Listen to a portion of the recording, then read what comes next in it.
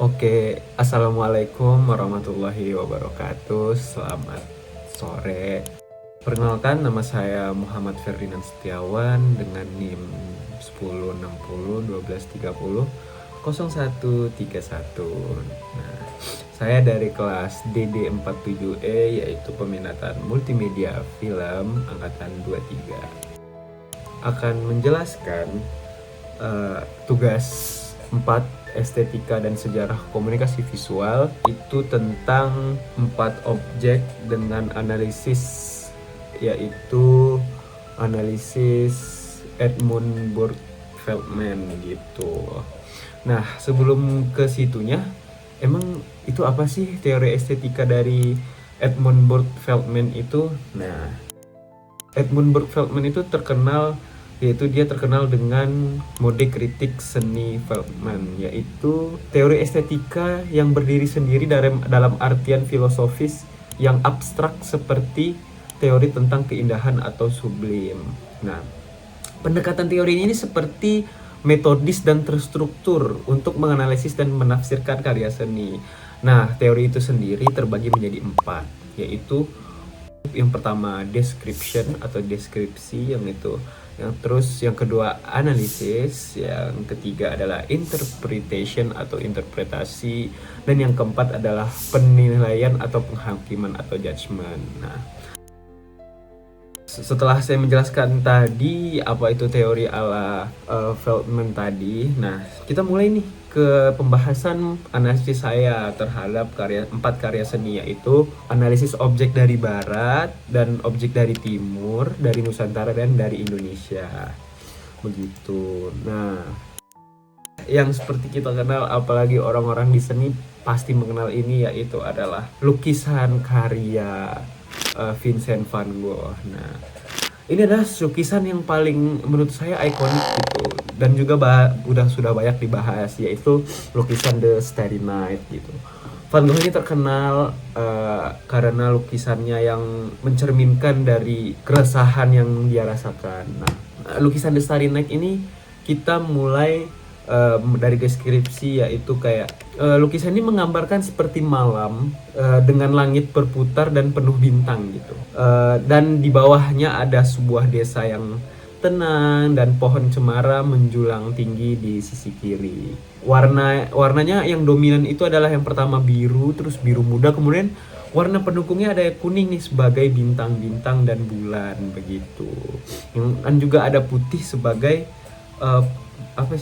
sebagai pendeskripsian langit gitu pada lukisan ini.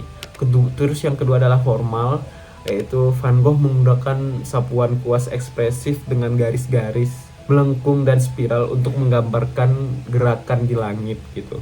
Jadi kalau kita lihat itu kayak gambarnya seperti langit-langit yang berputar begitu.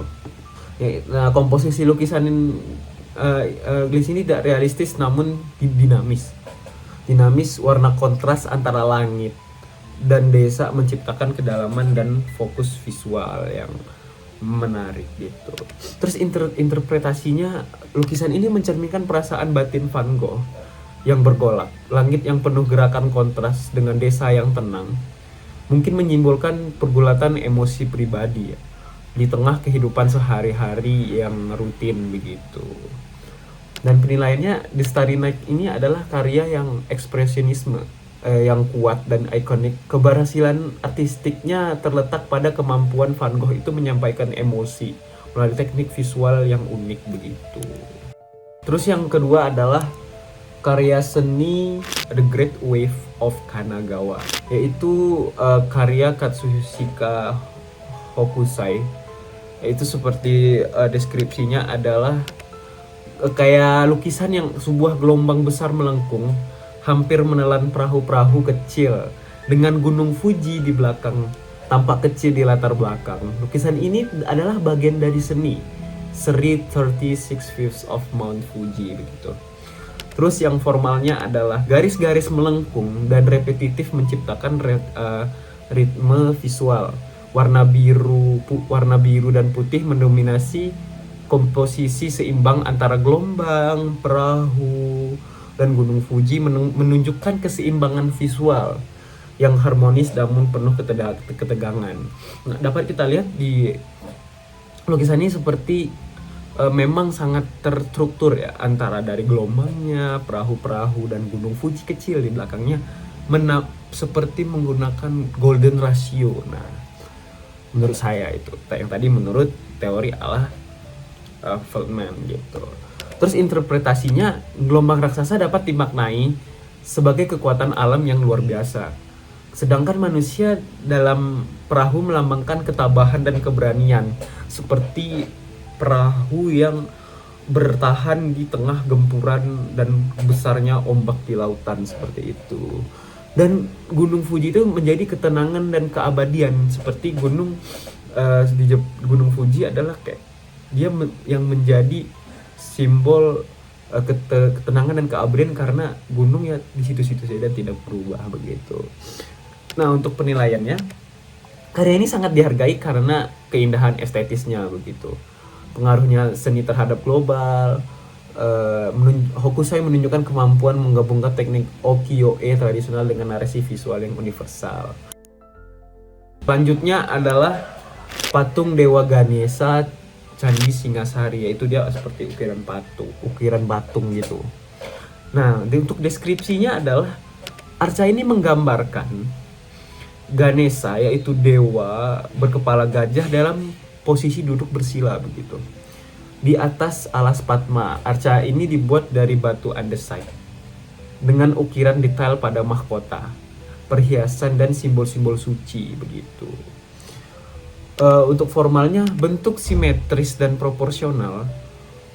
Detail ukiran halus menunjukkan keterampilan seniman masa itu. Tekstur permukaan menunjukkan tanda-tanda pelapukan ya, karena seiring berjalannya waktu. Tetapi tetap menunjukkan kemegahan bentuk aslinya karena dari pahatan-pahatan tadi begitu. Interpretasinya adalah arca ini mencerminkan sinkretisme Hindu dan budaya lokal Nusantara.